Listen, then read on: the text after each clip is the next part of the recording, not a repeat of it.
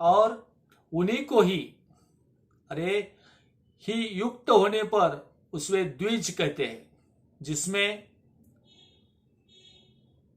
स्वल्प मात्रा में ही आचार का पालन देखा जाता है, जिसने वेदाध्ययन भी बहुत कम किया है तथा जो राजा का सेवक, पुरोहित, मंत्री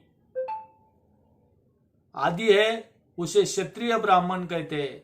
जो ब्राह्मण कृषि तथा वाणिज्य कर्म करने वाला है और कुछ कुछ ब्राह्मणोचित आचार का भी पालन करता है, वह वैश्य ब्राह्मण है। तथा जो स्वयं ही खेत जोतता हल चलाता है उसे शूद्र ब्राह्मण कहा गया है। जो दूसरों के दोष देखने वाला और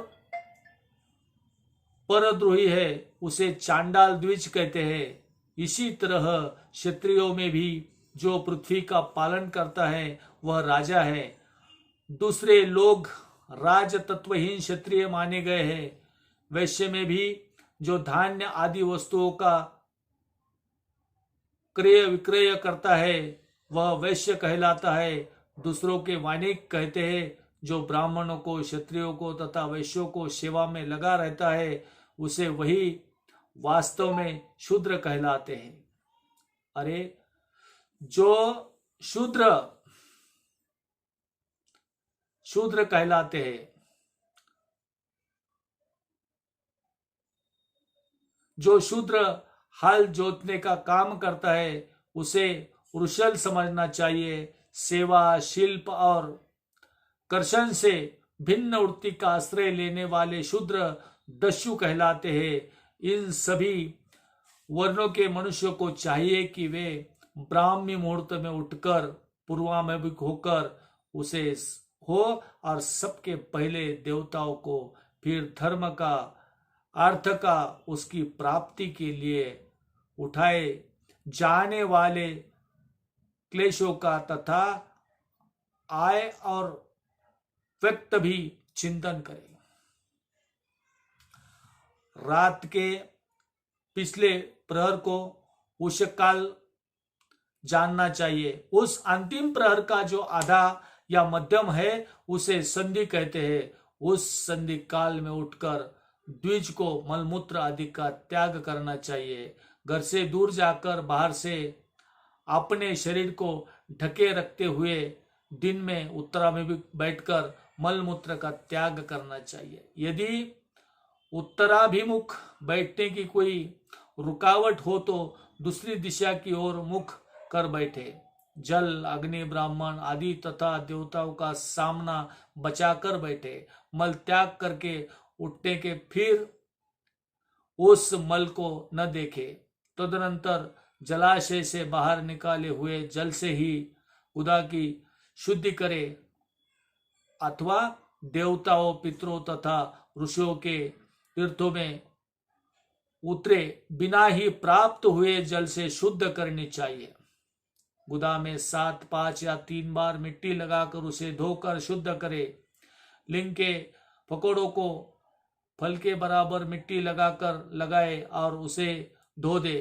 तुरंत गुदा में लगाने के लिए एक परत मिट्टी का आवश्यकता होती है। लिंग और गुदा की शुद्धि के पश्चात उठकर अन्यत्र जाए और हाथ पैर की शुद्धि करे। 8 बार कुल्ला करे। जिस किसी वृक्ष के रति से अथवा उसके पतले काष्ठ के जल के बाहर दंतवन करना चाहिए। उस समय तर्जनी अंगुली का उपयोग न करे। यह दंत शुद्धि का विधान बताया गया है। तदनंतर जल संबंधी देवताओं को नमस्कार करके मंत्र पाठ करते हुए जलाशय में स्नान करे। यदि कंठ तक का या कमर तक पानी में खड़े होने की शक्ति न हो तो घुटने तक जल में खड़ा हो आपने ऊपर जल छिड़क कर मंत्रोपचार से स्नान कार्य संपन्न करे। विद्वान पुरुषों को चाहिए कि वह तीर्थ जल से देवता आदि का स्नानांग तर्पण भी करे। इसके बाद धोत वस्त्र लेकर 5 कच्छ करके उसे धारण करे।